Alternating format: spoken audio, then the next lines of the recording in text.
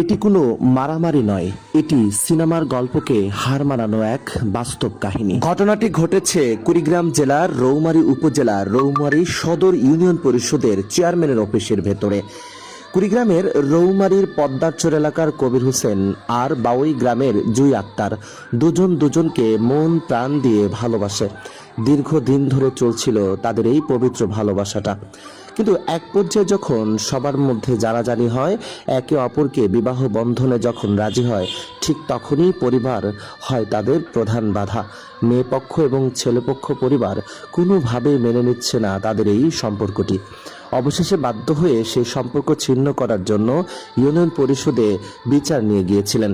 সেখানে সমঝোতা তো বরং হয়নি, বরং সেখানে ঘটেছে এক ইলাহি কাণ্ড।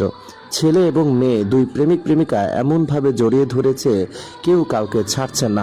প্রয়োজনে জীবন দিবে, তবুও কোনোভাবেই যেন তারা দুজনকে ছাড়ছেন না। এরপর আঘাত করছেন, মারছেন, দুই পরিবারই ধস্তাধস্তি করছেন দুজনকে ছিন্ন করার জন্য। কিন্তু দুজনকে এমনভাবে বুকে আঁকড়ে দিয়েছে, বুক থেকে যেন ছাড়বেই না।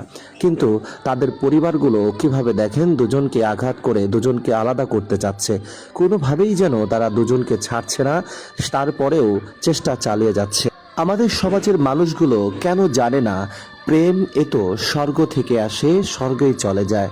মনের মাঝে এই যে আন্তরিকতা, ভালোবাসার এই বন্ধন যতই ছিন্ন করুন, টেনে ছেঁচড়ে নিয়ে যান, কখনোই কি তাদের সেই ভালোবাসাটা বিচ্ছিন্ন করতে পারবেন? শুধুমাত্র এই বাবা মারা এমন ভালোবাসা মেনে না নেওয়ার কারণে বাংলাদেশে শত শত যুবক যুবতীরা বিষ পানে বা ফাঁস লটকে আত্মহত্যার শিকার হচ্ছে। দীর্ঘ কয়েক ঘন্টা বিচারিক কার্যক্রম পরিচালনা করার পর অবশেষে সেই মেয়ে পক্ষ আর ছেলে পক্ষ দুজনকে আলাদা করে নিয়ে গেছে। দিন শেষে তারা ভিন্নভাবে থাকতে পারবেন কিনা প্রশ্ন আপনাদের উপর রাখছি।